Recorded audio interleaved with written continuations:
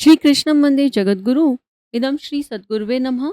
वाग्मे एक युग दृष्टा का जीवन दर्शन ऑडियो 73। पिछले ऑडियो में हमने नए अध्याय का शुभारंभ किया, परम पूज्य गुरुदेव की सूक्ष्मीकरण साधना। इस ऑडियो में गुरुदेव की अंतर्वेदना का वर्णन था, जहां वो हम सब से, अपने बच्चों से कह रहे थे कि हम सबकी भौतिक आसक्ति को देखकर बहुत द्रवित हो रहे थे और हमारी आत्मिक प्रगति के लिए हमें प्रेरणा दे रहे थे। बहुत दर्द गुरुदेव के हृदय में था कि समाज के निर्माण के हेतु जिस महान लक्ष्य को पूर्ण करना है, और उसमें उसके लिए गुरुदेव स्वयं को स्थूल से सूक्ष्म स्वरूप में परिवर्तित कर रहे हैं। लेकिन युग निर्माण की नींव हम सब बच्चों को मान रहे हैं और हमें वो शक्ति देना चाहते हैं, लेकिन हम कहीं ना कहीं लालसाओं में भटक रहे हैं, और वो पीड़ा गुरुदेव के मन में थी। वंदनीय माता जी की दिव्य देव भूमिका को गुरुदेव ने प्रकट किया और कहा कि माता जी को सजल श्रद्धा इस एक शब्द में पूरा कंप्लीट पिरोया जा सकता है। और ये भी बताया कि अगर हमारी पात्रता विकसित हो जाए और गुरुदेव के प्रति पूर्ण समर्पण हो जाए, तो फिर गुरुदेव का जाना या गुरुदेव से दूरी महसूस नहीं होगी।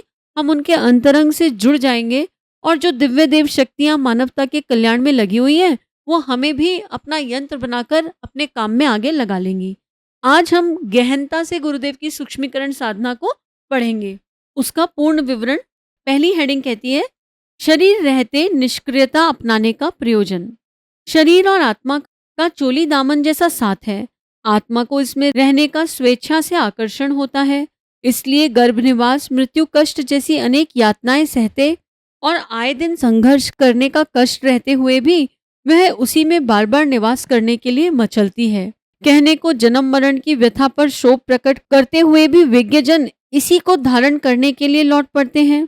कितने ही जीवन मुक्त इसके लिए बाधित किए जाते हैं।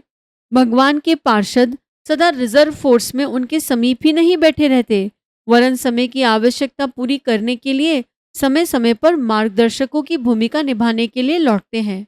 आत्मा अमर है, अदृश्य है, तो भी उसका परिचय इस शरीर से ही मिलता है। इन्हीं विशेषताओं के कारण वह आत्मा को परम प्रिय है। उसे सजाने, सुविधाओं के अंबार लगाने में वह चूकता भी नहीं।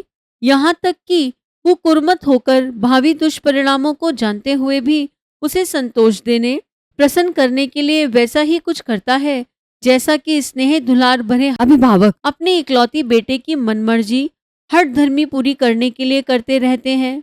संक्षेप में यही है शरीर और आत्मा का मध्यवर्ती संपर्क सूत्र और सघन सहयोग का सार संक्षेप।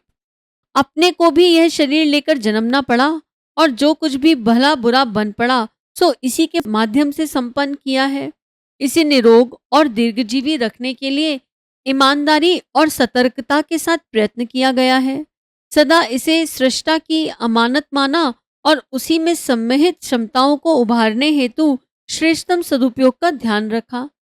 आत्मो उत्कर्ष और लोक मंगल के निमित्त जो प्रयास बन पड़े हैं, उनके पीछे प्रेरणा तो चेतना से ही उभरी है, पर श्रम तो शरीर को ही करना पड़ा है। इसलिए इस अनन्य सेवक और परम सहयोगी शरीर के प्रति हमारा घनिष्ठ मैत्री भाव है। इसके प्रति असीम स्नेह और सम्मान भी। इसे सार्थक और श्रेय अधिकारी बनाने के लिए कुछ उठा नहीं रखा है। जीवन को निरर्थक मानने, उसे भारभूत समझने की भूल कभी नहीं की।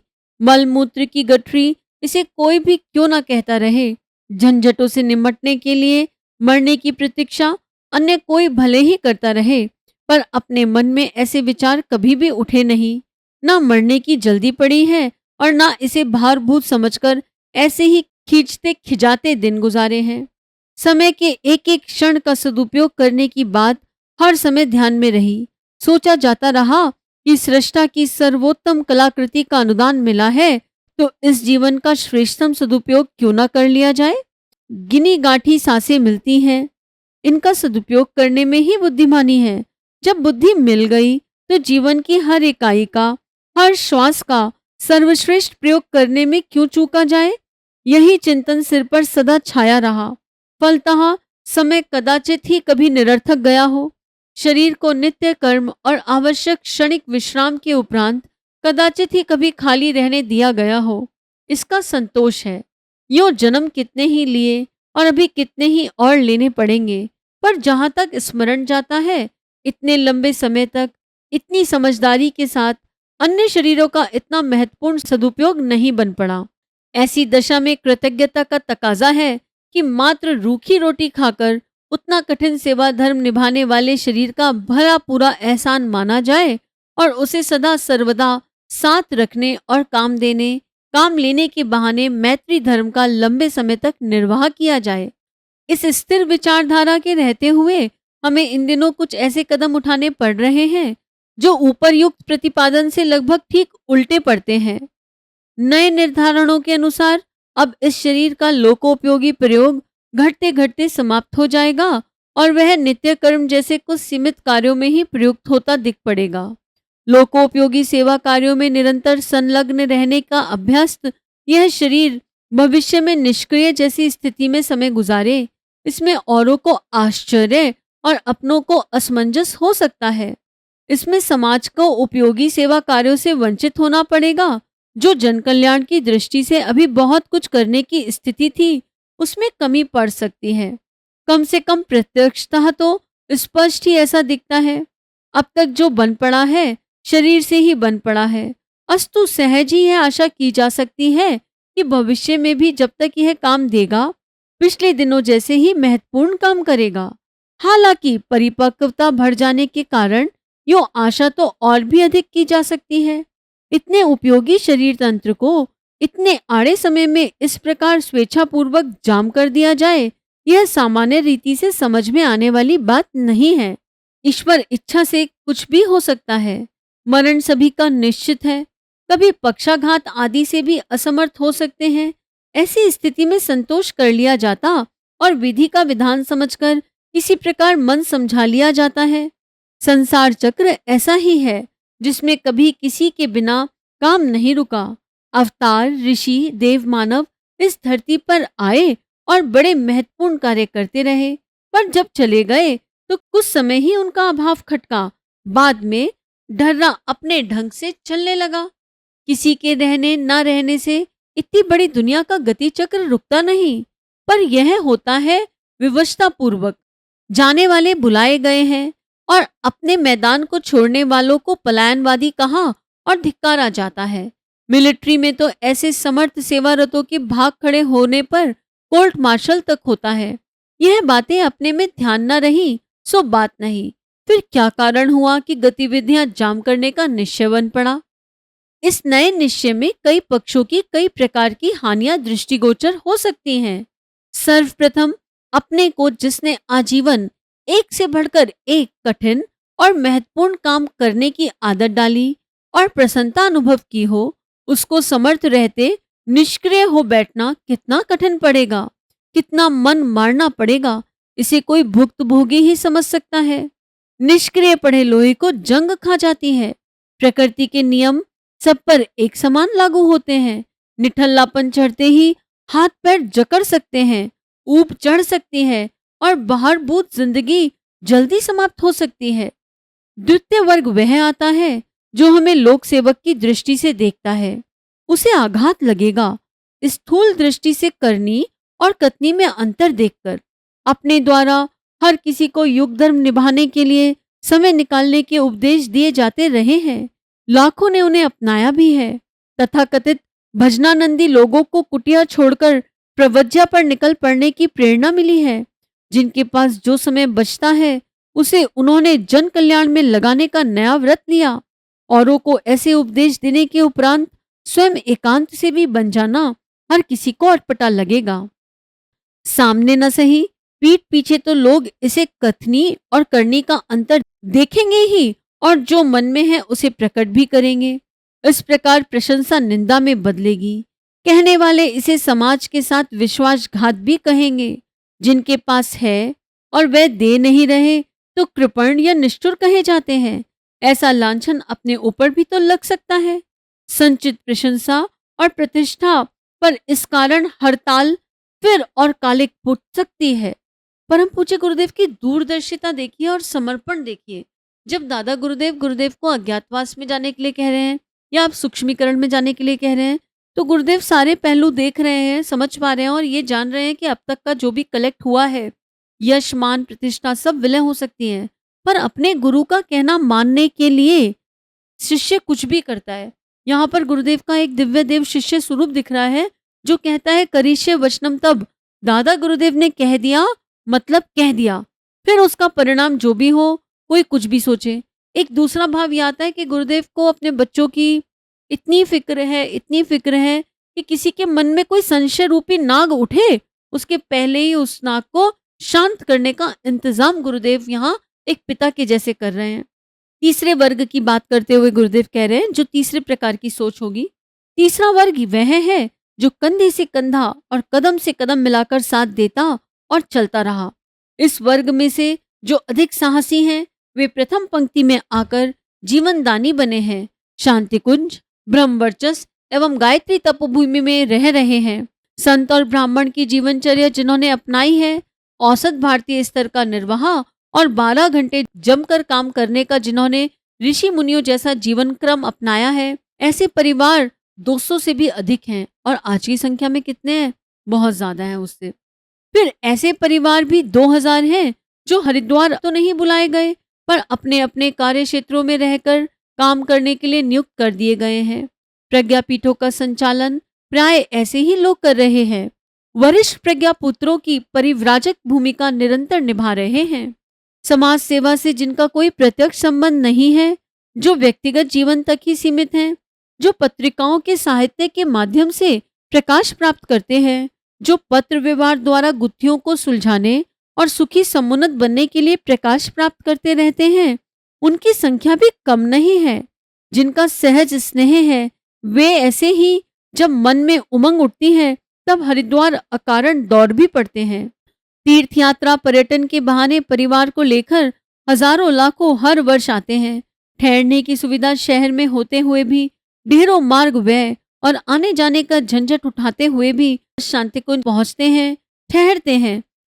इस समुदाय में हैरानियों से राहत पाने के इच्छुक ही नहीं, उत्साहवर्धक प्रगति पथ प्राप्त करने के उत्सुक ही नहीं, ऐसे लोगों की भी कमी नहीं है जिनका सहज स्नेह है। वह स्नेह ही उन्हें ढेरों पैसा और समय खर्च करके दर्शन करने का नाम लेकर एक बार नहीं बार बार आने को विवश करता रहता है। उनकी सहज और सघन आत्मीयता सहज ही जानी और छलकती झलकती देखी जा सकती है। इस समुदाय को जब विदित होगा कि निष्कृतियां ही नहीं अपनाई गई, मिलजुल कर बोलना और बात करना तक बंद कर दिया, तो निश्चय ही उन्हें चोट लगेगी। जो लोग हमें प्रेम बटोरने और लुटाने वाला मानते रहे हैं, उन्हें नीरस निष्ठुर कहते भी देर न लगेगी। इसमें उनका कसूर भी नहीं। जो आंखों के सामने प्रत्यक्ष देखा जा रहा है, उसे झुटलाया भी कैसे जाए।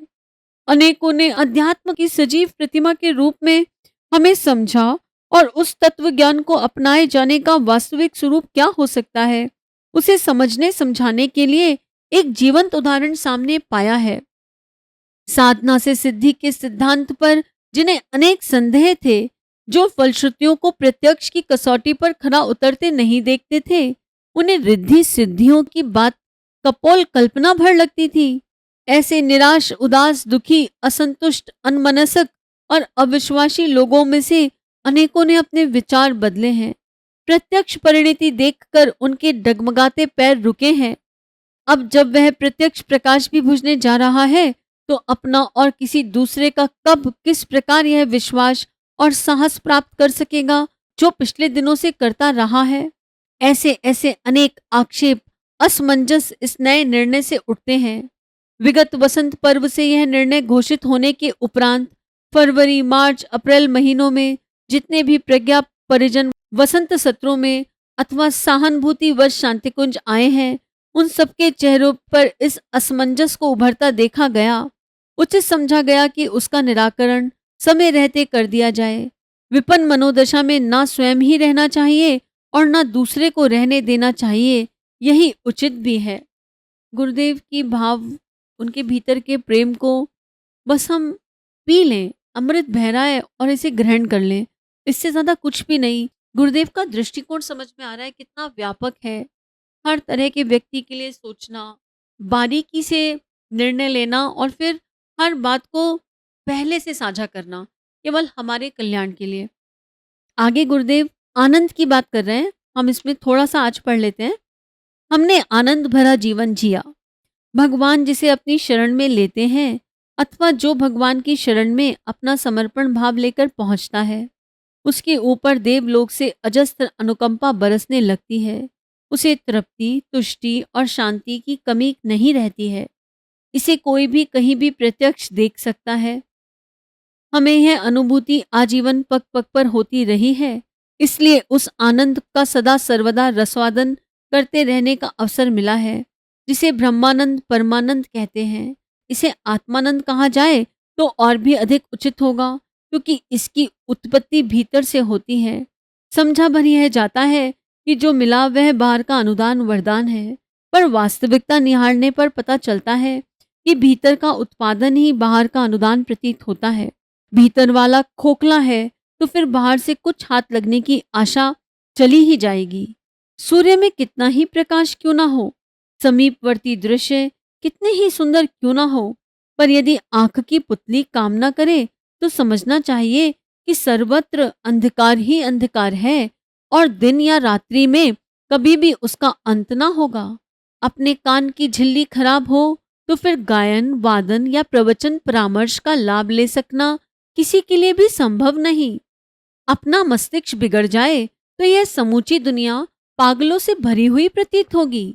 अपने प्राण निकल जाए तो फिर इस शरीर को कोई भी साथ या सुरक्षित रखने के लिए तैयार ना होगा। अपनत्व का सही होना इस बात का प्रतीक है कि बाहर से जो भी सही है खिंचकर पास आने लगेगा, अन्यथा बाहर की उपयोगी वस्तुएं भी अनुपयुक्त स्थान पर जाकर अनुपयुक्त उत्पादन ही करती हैं। सांप को दूध पिलाने पर उससे विष ही उत्पन्न होता है, यद्यपि दूध का गुण विष उत्पन्न करने का नहीं।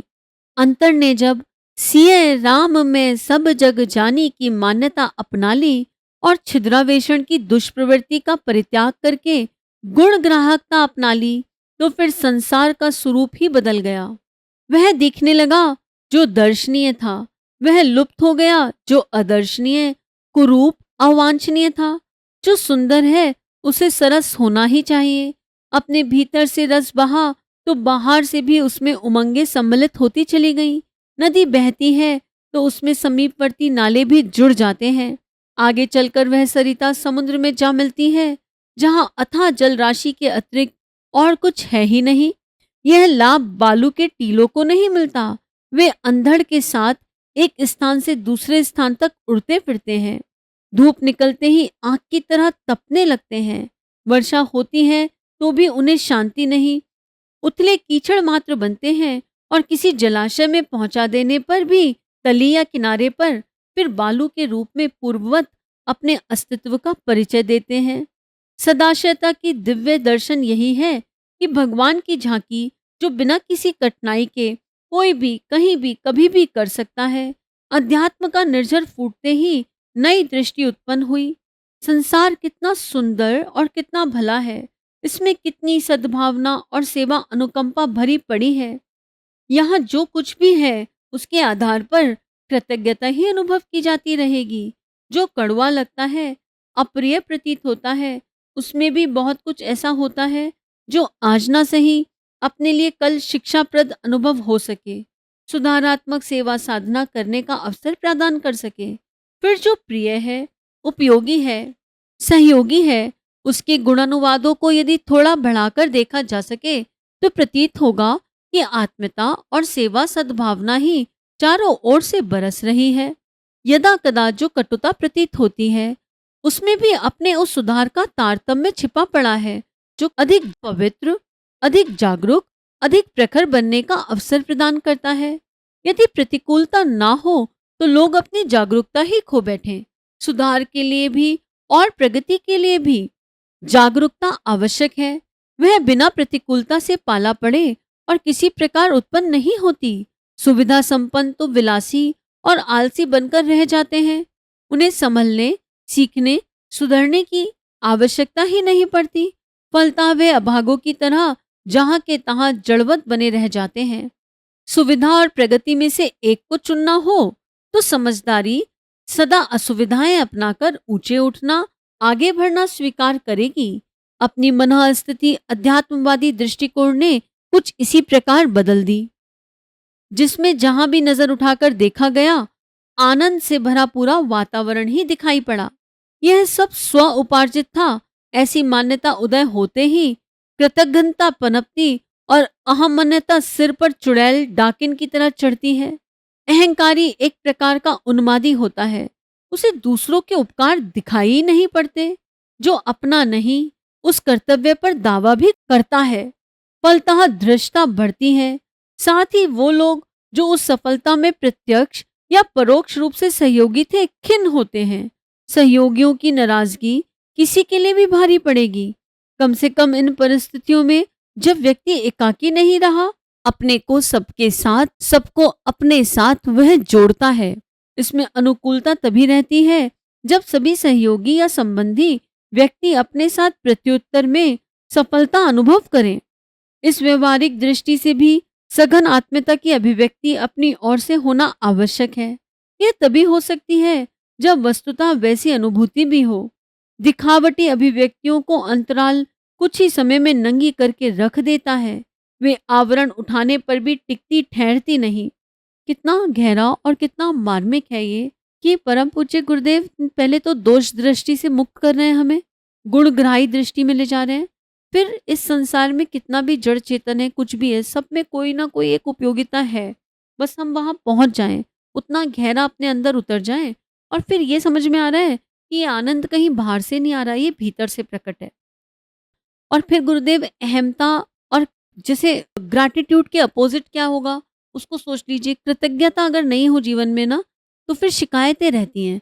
तो गुरुदेव हमें ये बता रहे हैं कि अगर हमारे मन में शिकायत और अहमता रहेगी तो फिर विकास किसी तरह संभव नहीं हो पाएगा।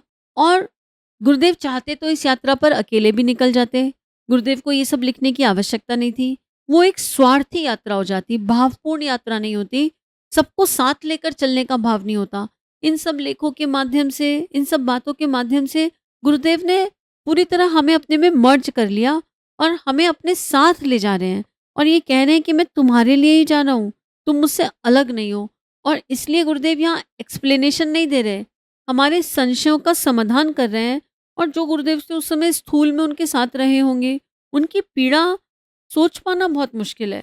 अभी अगर गुरुदेव सूक्ष्म में है और स्थूल से नहीं मिलो तो कभी कभी गुरुदेव माँ की इतनी याद आती है कि अश्रु बह जाते हैं। तो जिन लोगों ने सानिध्य पाया और फिर गुरुजी चले गए सूक्ष्मीकरण के लिए, उनकी व्यथा क्या होगी। तो उनके भाव हृदय को गुरुदेव यहाँ पर बहुत प्रेम से मलहम लगा रहे हैं और अपने साथ बांध कर लेकर चल रहे हैं। तो आइए हम सब भी बह जाते हैं हमारे गुरु के प्रेम में, क्योंकि गुरुदेव माता जी कुछ हैं या नहीं है, पर प्रेम का अनंत और अथाह सागर है। और बस प्रेम प्रेम प्रेम और बस प्रेम है। सभी अपना ध्यान रखिए। सभी को प्रणाम। 21वीं सदी उज्जवल भविष्य। भारत माता की जय। वंदे मातरम। वंदे। प्रणाम सभी को। वांग्मय अर्थात साहित्य, शब्द, भावना और विचार का संग्रह। योग ऋषि पंडित श्रीराम शर्मा आचार्य जी की इस धरोहर को ऑडियो रूप से सुनने के लिए चैनल को लाइक करें, सब्सक्राइब करें और नोटिफिकेशन ऑन करें। आइए गुरुदेव की वाणी जन जन तक पहुंचाएं। सभी को आभार।